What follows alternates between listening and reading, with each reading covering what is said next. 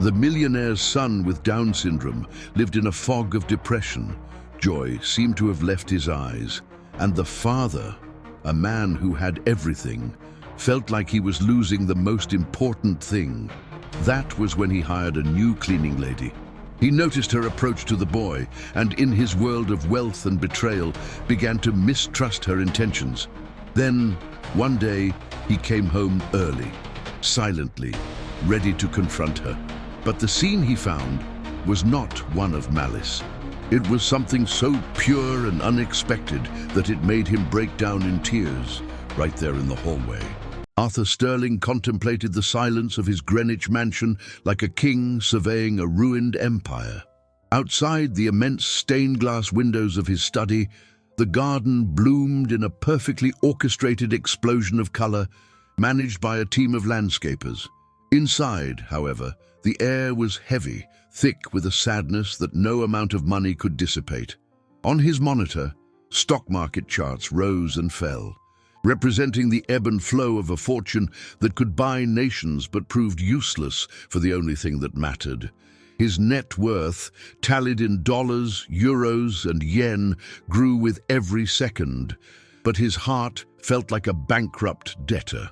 He, a man who had turned a small seed capital into an international business conglomerate, felt like the poorest of men. The source of his misery was at the center of that opulent house. His son, Leo. Ever since his beloved wife, Helen, had passed away, a fog of apathy had enveloped the boy. Leo, at 21, and with the sweetness of Down syndrome, already navigated a world with its own challenges, but depression had anchored him in a sea of silence. The joy that once radiated from his brown eyes, so much like his mother's, had been extinguished, leaving a void that not even the country's best specialists could fill. That morning, a new employee was scheduled to arrive. Arthur had hired her more out of paranoia than necessity. The house was already impeccably maintained by a staff led by the head housekeeper, Mrs. Gable, a woman whose rigidity and efficiency were legendary. But Arthur needed more eyes on Leo, a pair of eyes that didn't belong to his jaded circle of doctors and caregivers. He distrusted everyone and everything, a habit forged on the merciless battlefields of big business, where every smile could hide a dagger. The doorbell chimed, and Arthur watched through the security cameras. The image that appeared on the screen was of a plain-looking woman, perhaps in her 40s. She wore a simple dress and clutched the strap of her purse with a firmness that spoke of a life of hard work. Her name was Anna. When Mrs. Gable opened the door, the housekeeper's posture was glacial. Anna, in contrast, offered a smile that seemed genuinely warm. A small bonfire in the cold entryway of the mansion. Arthur felt a chill of suspicion. Nobody smiled like that without a hidden agenda. He watched her on the cameras for the first hour. He saw Mrs. Gable hand her a list of tasks with the solemnity of one entrusting state secrets. He saw Anna nod, her smile never faltering, even in the face of the housekeeper's cutting frostiness. She began to clean the vast entrance hall, moving with a quiet efficiency. Leo was sitting in his favorite armchair near the window, as he did every day, a little prince exiled in his own castle. The therapist said not to force interaction, to leave him in his space. Everyone in the house treated him like a fragile piece of glass, tiptoeing around him in silence. But Anna, while wiping a small table near him, paused for an instant. She said nothing. She just began to hum softly, an old, gentle melody, almost a whisper. It was a lullaby Helen used to sing. Arthur felt his chest tighten. It was a coincidence, just that. But then something happened. For the first time in 6 months, Leo, who had been staring blankly at the floor, slowly lifted his head. His eyes, once dull, blinked and focused in the direction of the humming woman. It was a minimal, almost imperceptible movement, but to Arthur, it was like an earthquake. A wave of wild hope crashed over him, immediately followed by an icy tide of distrust. How did she know that song? Arthur's brain, trained to analyze patterns in stock charts and predict market movements, went into overdrive. He replayed the security footage 3 times, as if repetition could decipher the enigma. There it was, the nearly imperceptible turn of Leo's head, a deviation from his usual route to nowhere, the lullaby. The coincidence was statistically improbable, an outlier that demanded analysis. His fortune had been built on cold logic and the elimination of emotional variables. But now, emotion was the only variable that mattered, and he didn't know how to calculate it. Hope was a high-risk investment, and his heart had already suffered too many losses to bet recklessly.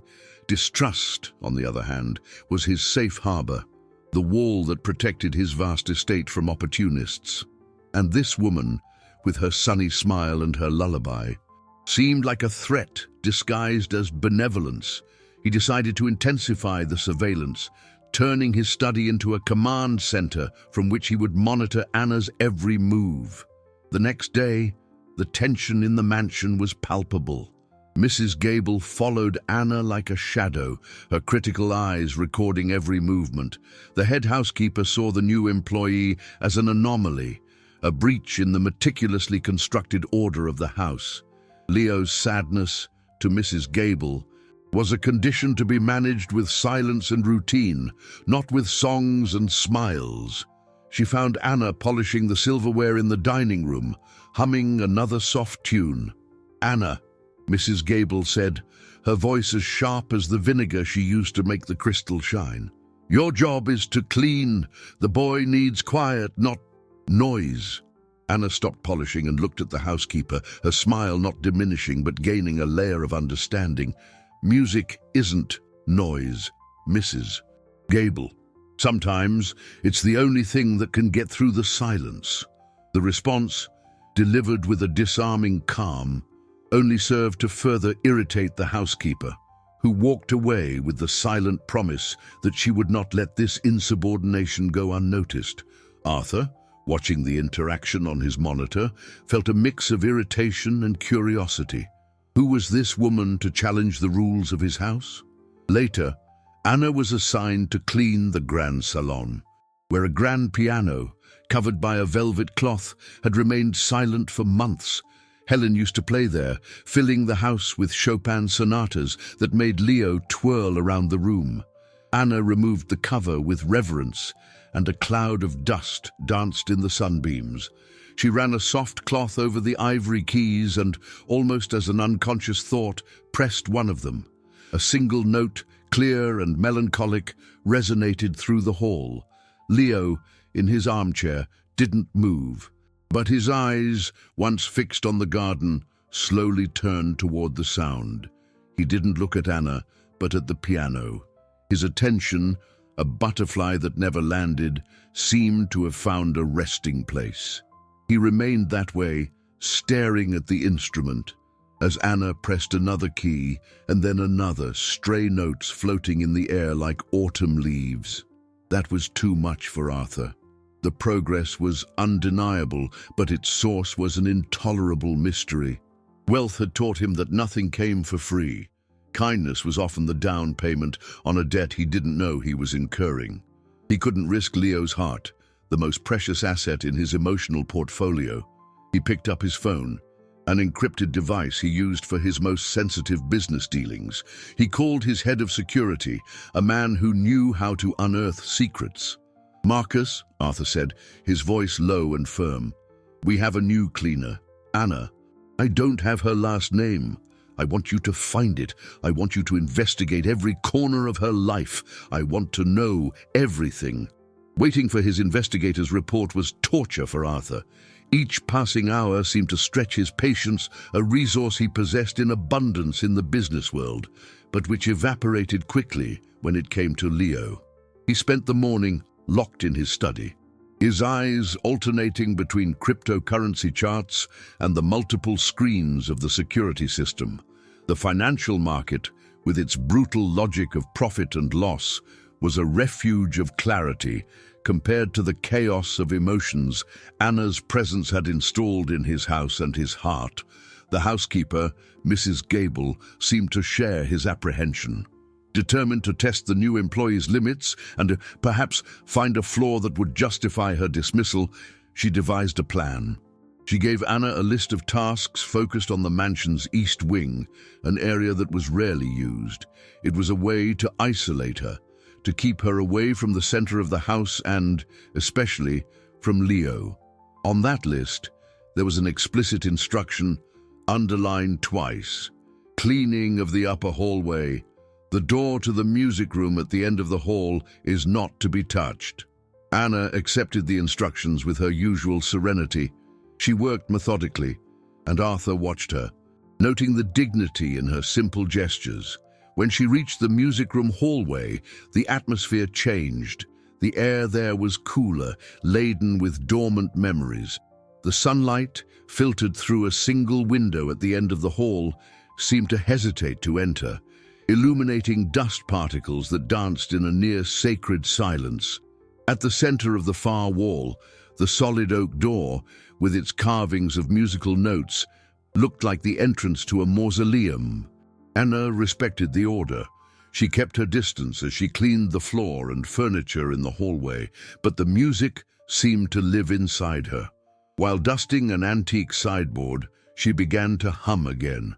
This time, it wasn't a lullaby, but the gentle melody of a waltz that Helen and Leo had adored.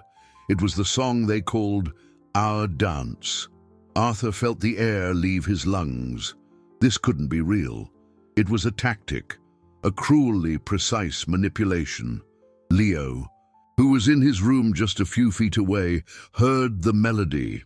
The sound traveled down the hall and through his ajar door, an invisible thread pulling him from the past. He stood up. His movements, usually slow and shuffling, gained a hesitant urgency. He left his room and walked down the hallway, his steps silent on the Persian rug. Anna saw him approach and stopped humming, a little surprised. She offered him a soft smile but didn't say a word, sensing that this was a delicate moment. But Leo didn't look at her. His eyes were fixed on the oak door. He approached it, step by step, like a pilgrim nearing a shrine. He reached out, his fingers trembling, and touched the cold wood. That simple gesture was more than he had done in months. It was a search, an attempt to reconnect. Arthur, in his study, watched the scene with his heart hammering against his ribs. He felt like an intruder, a spy on a moment of pure, vulnerable emotion. Then, the unthinkable happened. Leo turned his head slowly and looked directly at Anna. His lips parted, and with an effort that seemed to drain all his energy, he whispered a single word, the first he had spoken in half a year. "Mommy?" Leo's single word hung in the heavy air of the hallway, fragile and devastating. "Mommy?"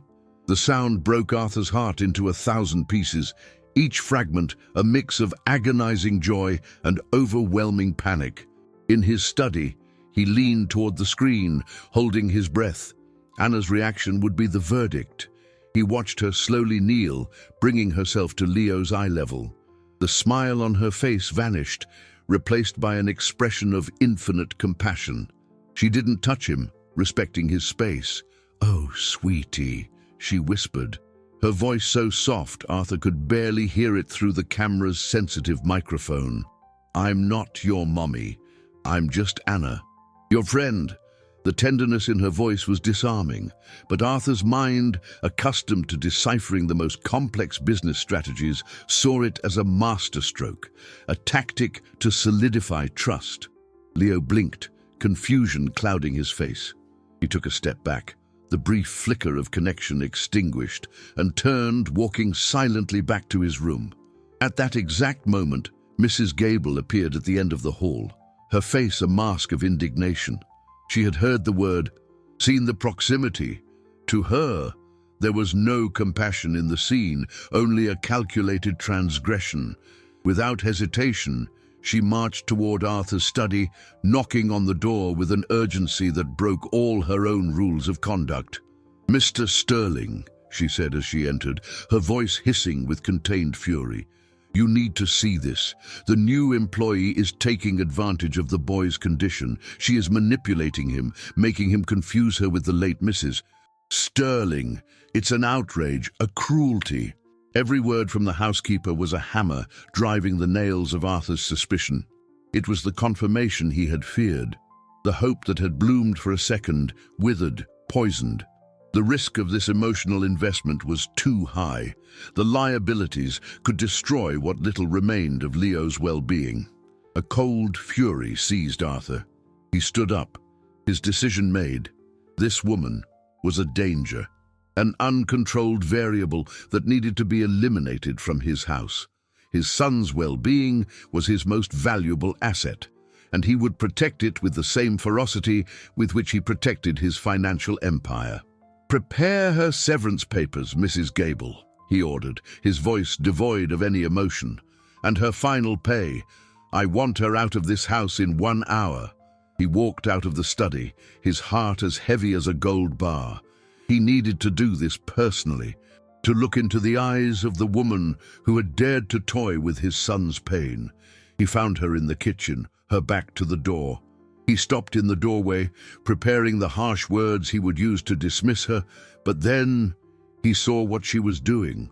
On the counter was an apple. Anna was cutting it into paper-thin slices with surgical precision. Then she began arranging them on a plate, forming the petals of a flower. Helen used to do that for Leo. She said she turned food into a work of art to tempt him to eat on difficult days. The gesture was so identical, so intimate, that it paralyzed Arthur. The image of the cruel manipulator collided violently with that of the woman cutting an apple into a flower. Confusion assailed him, a tempest in his mind. He was about to speak, the words already forming in his throat, when his encrypted phone vibrated in his pocket. It was a secure call, the ID showing Marcus, his investigator. He stepped away from the kitchen door, his heart pounding, and answered, "Mr. Sterling." Marcus's voice came through, professional and direct. "I have the preliminary information on Anna Rossi." Arthur waited, his stomach churning. "She's a widow. Her husband passed away 3 years ago. And, sir, she doesn't live alone." Marcus paused, as if to give the next piece of information weight. "She has a son." Marcus's revelation, "She has a son," hit Arthur with the force of a hostile takeover, completely destabilizing the framework of his certainties. His mind, a fine-tuned machine for detecting ulterior motives in every handshake and contract clause, immediately jumped to the worst-case scenario. A son. It was the missing piece of the puzzle, the key that turned suspicious kindness into a master plan. She was infiltrating his life, using Leo's vulnerability to secure a future for her own child. The inheritance, the estate, the vast assets he had accumulated, all of it became a giant target. For an instant, he saw his life as a company on the verge of being seized, and Anna was the dissembling investor, acquiring emotional shares to claim her dividends later. Cynicism was his shield, forged in years of battles in the corporate world, where trust was a rare and often counterfeit currency. "Continue," Arthur ordered into the phone, his voice harsher than he intended. "The boy's name is Lucas," Marcus said, his tone calm and factual. "He's 10 years old, and Mr. Sterling, he has cerebral palsy." The information landed like an anvil in the silence of the hall. Cerebral palsy. The words echoed in Arthur's mind, overlapping with his own fears and the long nights in hospitals after Leo's diagnosis. The image of the manipulative woman began to dissolve, cracking under the weight of this new reality. Her husband, a construction worker, died in a workplace accident 3 years ago. The investigator continued, unfazed. He left no life insurance, no savings. Anna Rossi works 2 jobs to support herself and her son. During the day, she works for you. At night, she cleans a downtown office building. Nearly every dollar she makes, beyond rent, goes toward the expensive physical and occupational therapy sessions Lucas needs. She's raising him on her own. The phone nearly slipped from Arthur's hand. Each of Marcus's words was a blow to his armor of suspicion, exposing the shame hidden beneath. The woman he saw as a threat to his capital was, in fact, a silent hero fighting a daily battle that he, with all his wealth, could barely conceive. He, who could move millions of dollars with a single command, felt like a moral dwarf before this woman who moved the world for her son with nothing but her own 2 hands. He glanced toward the kitchen, at the apple cut into a flower. It wasn't a strategy. It was empathy. It was the secret language shared by parents who know the pain and joy of raising a child the world calls different. Mrs. Gable was still beside him, awaiting the execution order. Arthur turned to her, the fury in his eyes having dissipated, replaced by a profound exhaustion. "Never mind, Mrs. Gable," he said, his voice hoarse. "Go back to your duties. The matter is closed."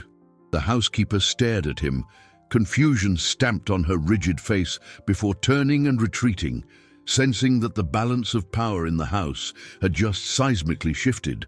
Alone in the hallway, Arthur felt hollow, the weight of his misjudgment crushing him.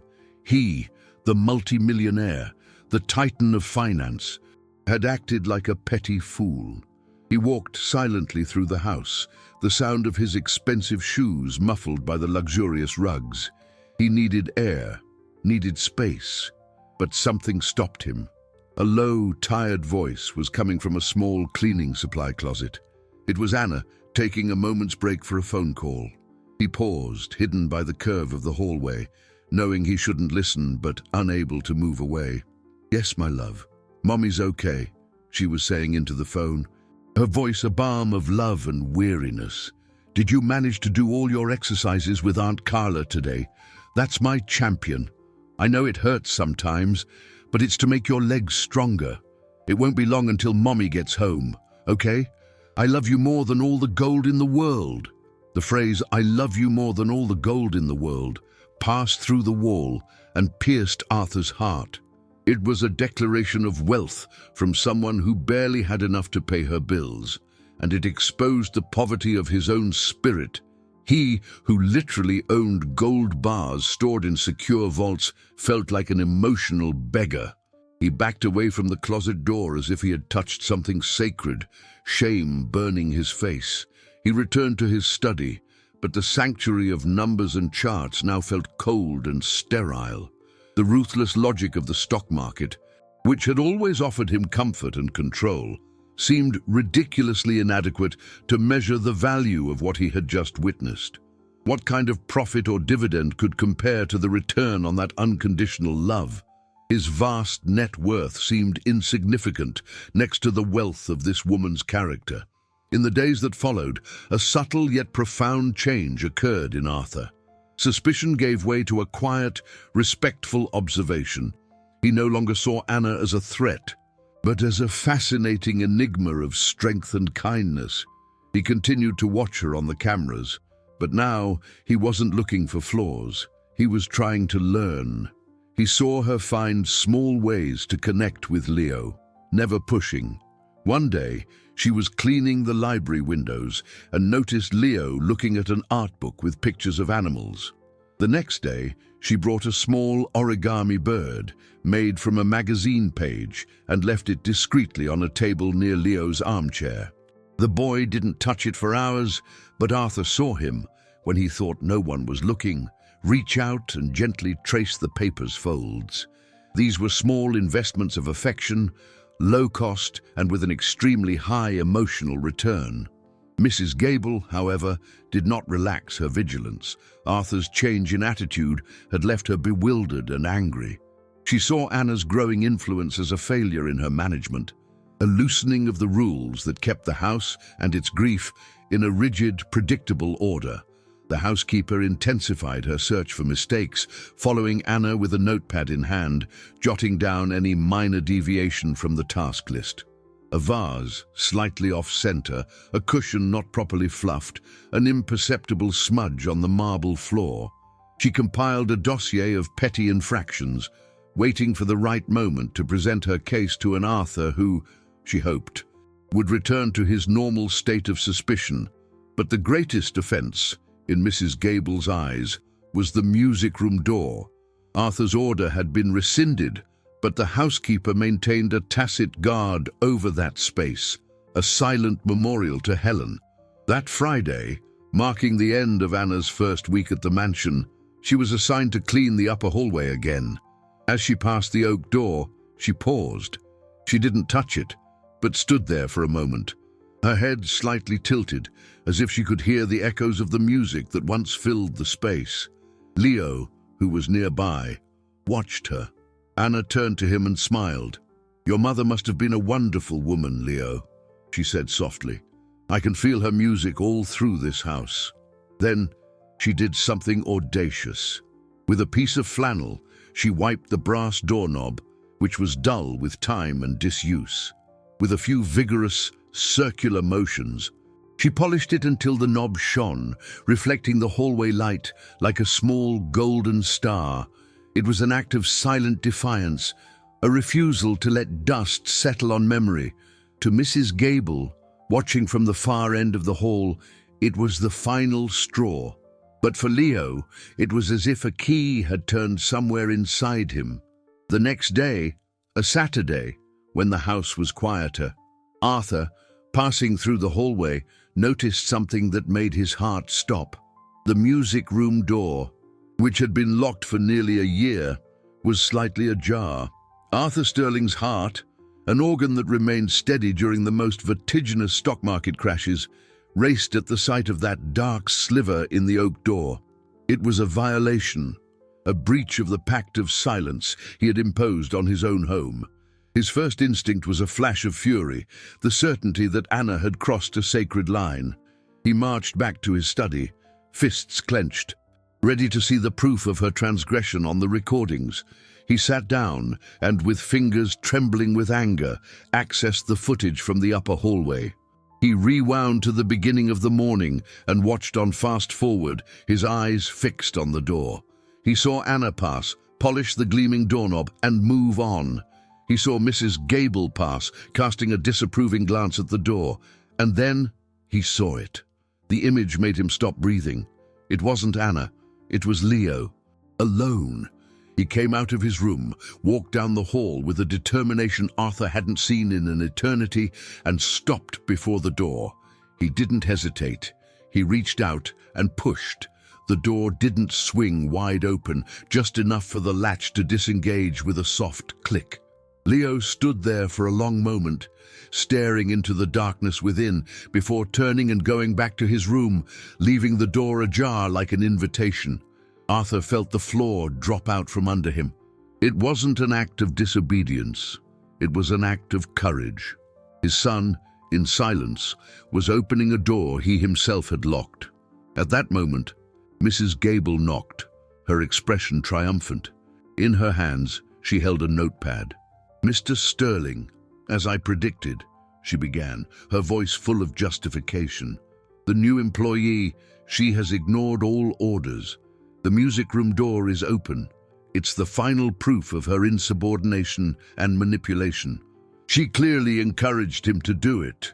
She opened her notepad, ready to list Anna's catalogue of petty infractions, her case file for dismissal. Arthur held up a hand, stopping her. He stood and looked at the housekeeper, not with the anger she expected, but with a calmness that disarmed her completely. "It was Leo, Mrs. Gable," he said, his voice firm. "I saw it on the recordings. He opened the door, by himself." Mrs. Gable's face fell. Confusion, disbelief, and defeat flickered across her eyes in rapid succession. She was speechless, and Arthur continued, feeling a new authority in his voice, one that came not from his financial power, but from a newfound clarity. "From now on, this door stays unlocked." That sentence was the true turning point. It wasn't just an order. It was a declaration. It was the rejection of stagnant grief and the acceptance of a possible recovery. Mrs. Gable just nodded, defeated, and retreated in silence. The power dynamic in the house irrevocably altered. Alone, Arthur felt as if he had just closed the most important deal of his life, an investment not in stocks or bonds, but in hope. He realized that by locking that room, he had been trying to protect a memory, but had only ended up imprisoning life. He left his study and walked slowly down the hall, his steps now heavy with meaning. He stopped in front of the ajar door, the polished knob gleaming. Taking a deep breath, he pushed it open and stepped into the music room for the first time in almost a year. Dust danced in the light, and the faint scent of Helen's perfume still hung in the air. His eyes were drawn to the old record player in the corner. On it, as if waiting for him, was one of Helen's favorite vinyl records. He approached it and, with his finger, traced the title on the worn cover, Waltzes for a Sunlit Afternoon. The dust settled on the album cover seemed like the dust of time itself, and as he touched it, Arthur felt a shiver. In his hands was not just a vinyl object, but an artifact from a happier time, a relic from a lost kingdom of laughter and music. Memories assaulted him with a force that left him breathless. Helen, her hair in a loose bun, spinning across the room with a small, radiant Leo in her arms. The sound of the waltz mixed with his son's crystalline laughter. It was a form of wealth he hadn't known how to protect, an asset of joy that had vanished with her. With trembling hands, he placed the record on the turntable. The needle, as it descended, produced a familiar crackle, a prelude to the magic. And then the music began. The first notes of the waltz floated through the room, hesitant at first, then gaining strength, spilling into the hallway and filling the vast, silent rooms of the mansion. For nearly a year, the house had heard no music other than the muffled sound of televisions or the hum of appliances. The melody traveled to the kitchen, where Mrs. Gable was overseeing lunch preparations. She froze, a knife halfway through a vegetable. Her eyes widened, and an expression of near sacrilege crossed her face. That music was a ghost, and she did not like ghosts. Upstairs, in his room, Leo heard it. His body, previously hunched over a puzzle, stiffened. The music was a call, a siren song pulling him from the depths of his fog. He stood up and, just as he had the day before, walked toward the source of the sound. Arthur saw him appear in the doorway, a small silhouette against the light from the hall. His eyes were fixed on the record player, and his body swayed slightly, a pendulum moved by muscle memory. Arthur's heart leapt. This was his chance. "Leo," he called softly, "do you remember? Come on, son, let's dance, like you and Mom used to." He held out his hand, a gesture he used to close billion-dollar deals, but which now felt awkward and clumsy.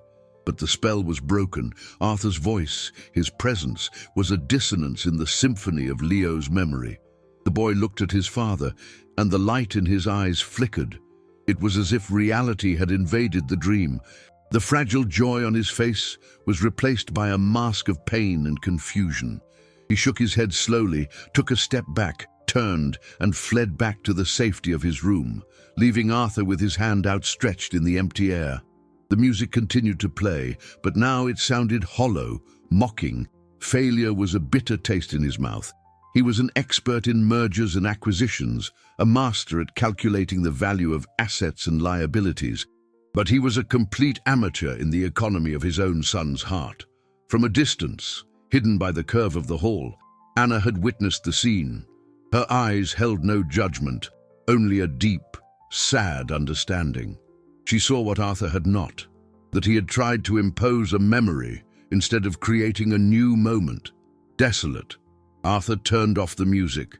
The silence that followed was heavier and deeper than before. He went to the music room window, which overlooked a side portion of the garden.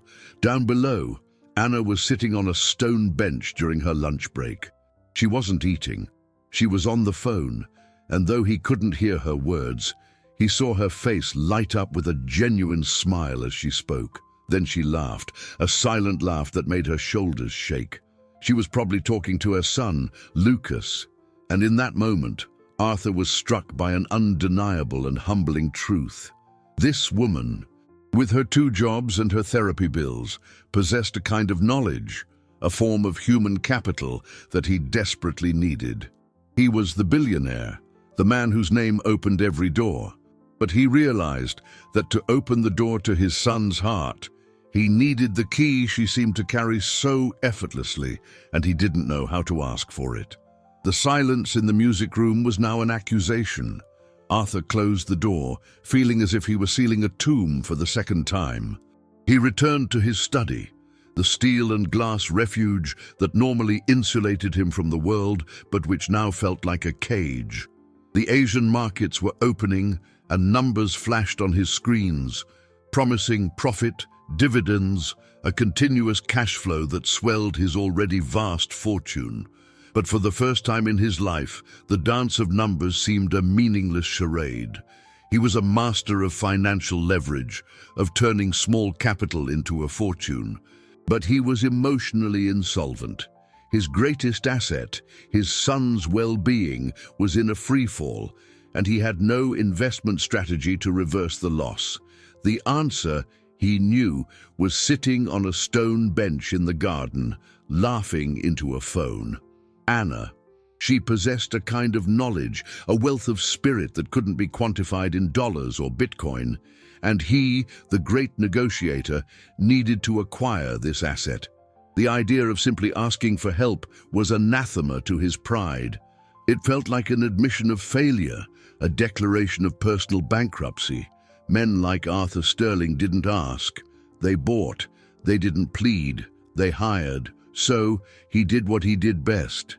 He drafted a business plan. He spent the rest of the afternoon devising a strategy. This wasn't about a cleaning lady. It was about an underutilized human resource whose potential needed to be optimized for the company's main project, Leo's happiness.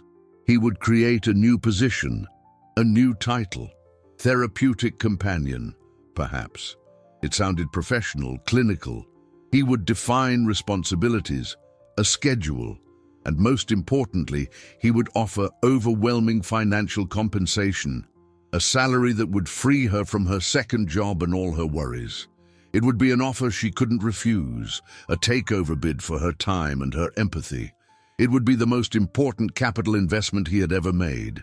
At the end of the day, he summoned Anna to his study. She entered quietly, her calm eyes scanning the opulent space, the mahogany desk the size of a small car, the fine art on the walls, the panoramic view of the city through bulletproof glass. She didn't seem intimidated. She just seemed curious. Arthur gestured for her to sit in the chair opposite him, a move he usually reserved for high-level executives. "Anna," he began, his voice more formal than he'd intended, "I have been observing your work and your interaction with my son." He paused, searching for the right words, the ones that sounded less like a desperate father's plea and more like a CEO's decision. "I've noticed an aptitude, a skill that I would like to leverage in a more structured manner." He leaned forward, adopting his negotiator persona. "I am offering you a new position in this household. Your cleaning duties would be transferred to someone else. Your sole focus would be to accompany Leo, to read to him, talk with him, engage him in activities. In return, I am offering a salary 5 times what you currently earn." He waited, certain the magnitude of the offer would leave her speechless. Anna listened to him without blinking. The gentle smile never left her lips, but her eyes seemed to see through the proposal, through the fortune, directly into Arthur's wounded soul. She didn't answer immediately. The silence stretched, and for the first time, Arthur felt at a disadvantage in his own boardroom. "Mr. Sterling," she said finally, her voice soft but with a core of steel, "I appreciate your generosity. It's more money than I've ever seen in my life." She paused, her gaze shifting for a second to the window, to the world outside, before returning to him. "But I can't accept." Anna's refusal was a shockwave that rippled through the room, destabilizing the very foundations upon which Arthur Sterling had built his world. No was a word he rarely heard, and never in response to an offer of such magnitude. His brain, conditioned to process everything in terms of cost and benefit, supply and demand, simply couldn't compute the variable. He stared at her, searching for a sign of a bluff. a negotiating tactic to extract an even bigger offer. But there was nothing of the sort in her eyes. There was only a calm, unshakable sincerity. I don't understand," he stammered, the great titan of industry suddenly feeling like a rookie on his first day on the trading floor. "Is it a question of the number? I can increase the offer. My capital for ensuring my son's well-being is, frankly, unlimited." He leaned back in his chair, trying to regain control, using the mention of his vast wealth as a shield. Anna didn't flinch. She remained seated, her hands resting calmly in her lap. "It's not about the money, Mr. Sterling," she repeated, her voice gentle but firm. "What I have with Leo, our friendship, it's real, it's genuine. If you put a price tag on it, if you turn it into a task, a job, it withers, it loses its truth. Leo would feel that. He's smarter than most people give him credit for." Her every word was a small hammer chipping away at Arthur's logic. He had always believed that everything had a price, that loyalty, time, and even affection could be bought with the right investment. Anna was presenting him with an alien concept, that the most valuable things had no market value. "But your son," he argued, his voice laced with a desperate frustration. "The therapy sessions. My money could guarantee the best treatment, the best care for him. Think of it as an investment in his future." It was the first time he saw a shadow cross Anna's eyes. A flicker of pain she quickly controlled. "I do everything for my Lucas," she said, her voice a little lower. "I work day and night, so he has everything he needs. But the most important thing I give him, the only thing that truly helps him fight every day, is my love. And that, sir, is not on my paycheck. It can't be." She leaned forward slightly, and her tone shifted from defense to a gentle plea. "Leo doesn't need another employee. He has the best doctors, the best therapists. What he lost wasn't a service. It was a connection. He lost his mother, and he's losing his father." The sentence hit him with the force of a punch. "He doesn't need you to pay me to sing to him. He needs you to remember the songs. He doesn't need me to dance. He needs his father to ask him to dance." She stood up, the movement fluid and final. "If you'll excuse me, sir, my shift is over." And with that, she turned and left, leaving Arthur alone in his palatial office, the echo of her words reverberating off the glass walls. He looked at the flashing screens, at the charts that represented his fortune rising, and he felt like the poorest man in the world.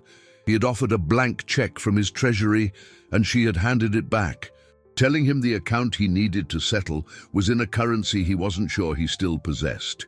He had tried to hire a substitute for love, and now he was forced to stare at the vacancy in his own heart. The office door clicked shut, the soft sound of the latch like a vault closing on Arthur's soul.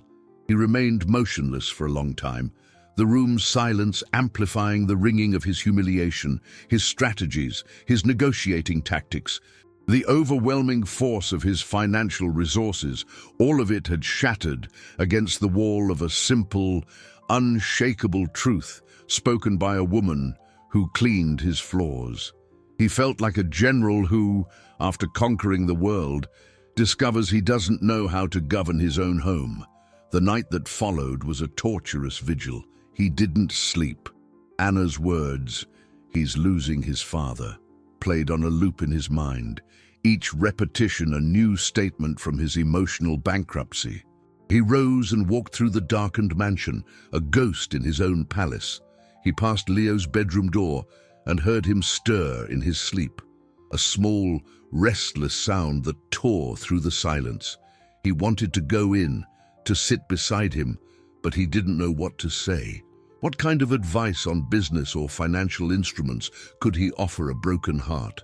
He took refuge in the library, surrounded by thousands of books containing the world's knowledge, but not a single answer to his simplest question: how to fix what was broken.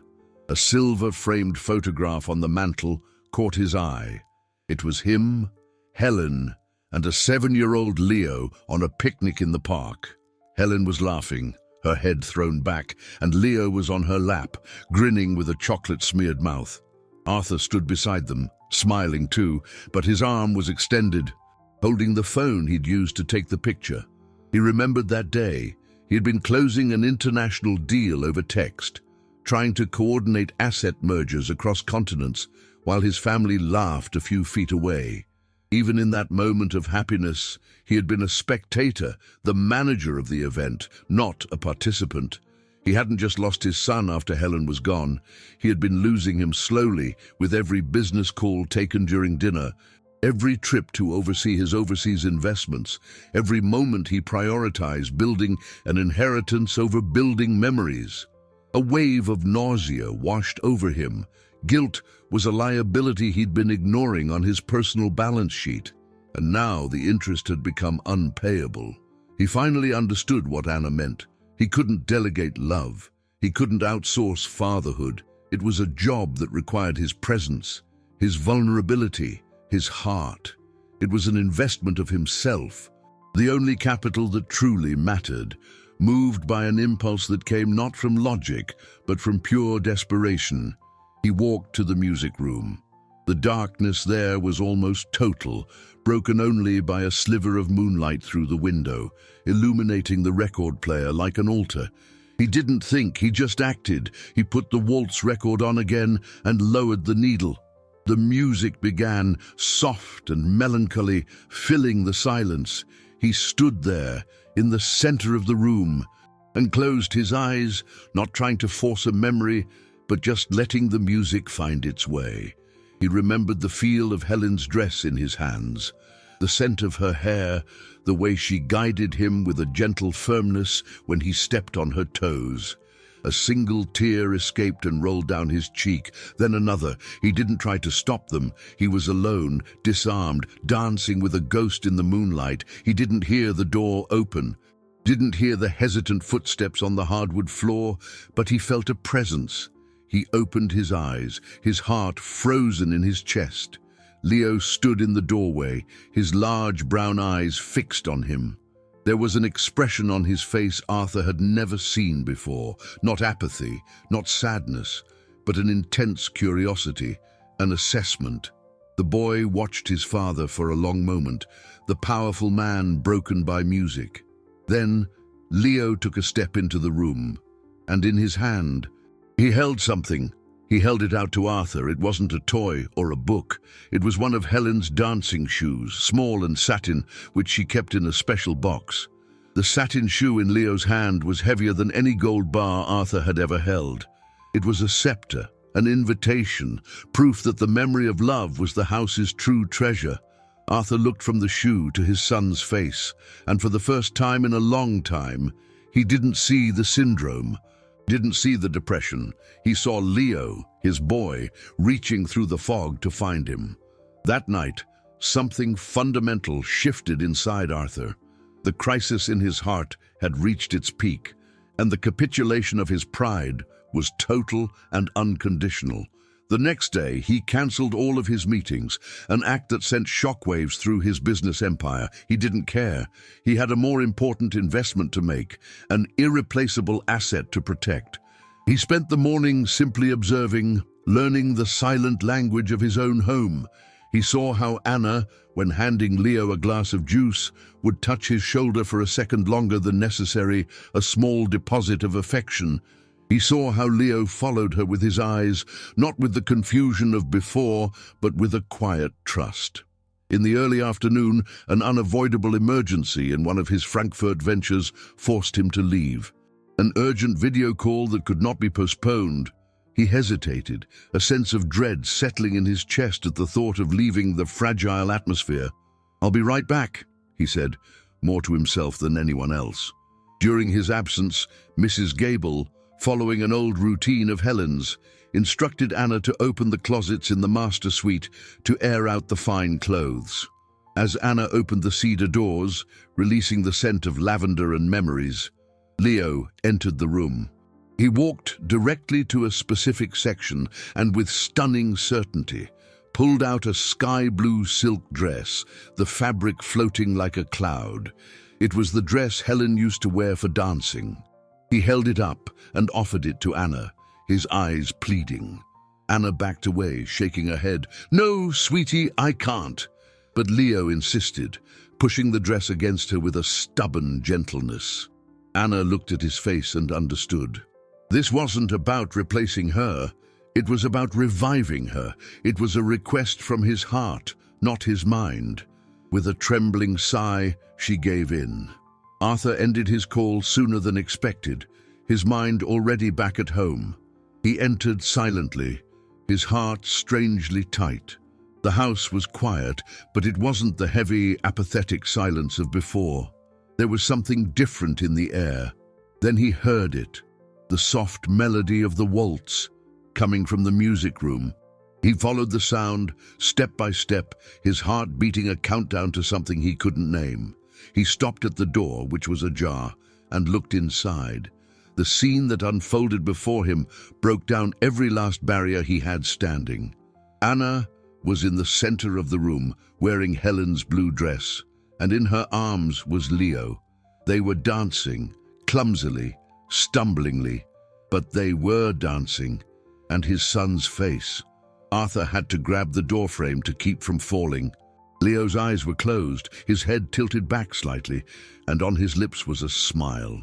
Not a faint or hesitant smile, it was a smile of pure, absolute, radiant happiness, a joy so intense it seemed to light up the room. They weren't just dancing, they were resurrecting joy. And there, seeing his son bathed in a happiness that he, with all his fortune and power, had failed to give him, Arthur Sterling felt no anger or jealousy. He felt a wave of gratitude so overwhelming it brought him to his knees. The billionaire who commanded the world collapsed, hidden in the shadow of the hallway, and wept. The tears that streamed down Arthur's face were not the bitter tears of grief, but those of a dam finally breaking, releasing the pressure of months of guilt, fear, and crushing loneliness. He remained on his knees in the hallway, the sound of the waltz and the image of his son's smile searing themselves onto his soul. This was the true return on investment, the ultimate profit that all his capital and complex deal-making could never yield. It was a dividend of pure joy, paid directly to his bankrupt heart. When the music ended, he composed himself, wiping his face on the back of his hand, feeling exhausted and strangely light. The door opened, and Anna emerged, guiding a calm and visibly happy Leo down the hall. She saw him. Their eyes met over Leo's head, and in her gaze there was no triumph or surprise, but a silent understanding that stripped him of any remaining defense. He just nodded, a minimal gesture that carried the weight of an unconditional surrender. That night, after Leo had fallen asleep with a look of peace Arthur hadn't seen in a year, he went downstairs. He found Anna in the kitchen, preparing to leave for her second job. Her worn purse sat on the table, and she was putting on the thin coat that protected her from the night's chill. She looked tired, but there was a light in her eyes that wasn't there before. "Anna," he began, his voice hoarse, stripped of all authority. "Can we talk for a minute?" She turned, nodding. He didn't take her to the study. That place represented the man he no longer wanted to be. They stood there, in the kitchen, the heart of the home, under the warm, functional light. "I saw you today," he said, the words coming with difficulty. "I saw Leo, and I need to thank you. But before that, I need to confess something." He took a deep breath, forcing himself to meet her eyes. "I didn't hire you to clean this house. I hired you to watch it. I suspected you from the first minute, every smile, every song. I saw it as a strategy, a manipulation to take advantage of a vulnerable boy and a rich father." Shame was a metallic taste in his mouth. "My suspicion went so far that I had your life investigated." He saw a flash of raw pain cross her face, and it hurt him more than any market loss. "I know about your husband, and I know about your son, Lucas. I know about your struggle, your 2 jobs, your strength. And the shame I feel for invading your privacy and judging your character is the greatest debt I have ever incurred." He paused, his voice cracking. "What you gave my son today, what you brought back into this house, it's priceless. I was a blind, arrogant fool, and I am asking you, from the bottom of my heart, for your forgiveness." The silence that followed was the longest of Arthur's life. Anna just looked at him, and the tired lines on her face seemed to soften. A small, infinitely compassionate smile touched her lips. "Mr. Sterling," she said softly, "a frightened father will do anything to protect his child. You didn't build walls out of malice, but out of fear. I understand fear." She held out her hand, not to touch him, but as a gesture of peace. "There is nothing to forgive." The absolution in her voice was the final release. Gratitude flooded Arthur, clearing his mind. "Then let me do the right thing," he said, his voice firm again, but with a new humility. "Leo needs music, he needs dance, and he needs you. Please, quit your second job, not as an employee, but as a teacher, a partner in his healing, in our healing." Anna looked at the man before her and didn't see the multimillionaire whose deals influenced the global economy. She saw a father, stripped of his armor of wealth, offering not a contract, but a piece of his own broken heart. In his plea, there was not the cold sound of a capital transaction, but the warm resonance of a newborn hope. "I accept," she said, and the relief on Arthur's face was the only payment she needed. "Not for your money, Mr. Sterling, but for your son and for mine." From that day on, the Sterling mansion, which had for so long been a palace of shadows, began to breathe again. Music was no longer a ghost, but a constant, welcome presence. Anna didn't just teach Leo the steps to a waltz. She taught him to find the rhythm in the beat of his own heart. They explored other genres, other melodies, and the music room transformed from a memorial into a studio of life. Joy, the high-risk investment Arthur had been afraid to make, began to pay daily dividends in the form of Leo's smiles. Arthur, for his part, began the most difficult restructuring of his life. He started delegating more of his business and cutting his trips short, understanding that the greatest asset he could leave his son was not in a stock portfolio, but in the legacy of his presence. He began to seek out Anna not to give orders, but to ask for advice. Their conversations, which began about Leo, slowly expanded to include Lucas and then simply themselves. He listened to her story, a saga of resilience and love that made his own financial conquests seem small and fragile. In a gesture that was not charity but profound admiration, he set up an anonymous foundation for the therapy center that cared for Lucas, ensuring that not just her son, but dozens of other children would have access to the best possible care, a cash flow of hope for families who struggled just like her. Mrs. Gable silently watched the transformation. One day, passing through the living room, she saw Arthur on the floor, helping Leo build a tower of blocks. With Anna laughing beside them, the housekeeper paused, and the rigidity in her spine seemed to slacken for an instant.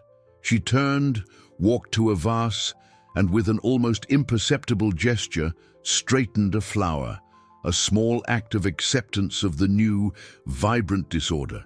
The happy ending wasn't a magical cure for Leo's depression, but the beginning of a healing journey for all of them. Sadness still came in waves, like the tide, but they learned not to drown in it. They learned to navigate it together. One Sunday afternoon, months later, the music room was bathed in golden sunlight. Helen's waltz played softly on the record player. Leo was dancing by himself in the center, no longer clumsy, but with a grace that was all his own. Arthur, standing by the window, held out his hand to Anna. "May I have this dance?" he asked, not as a millionaire, but simply as a man. She smiled and took it.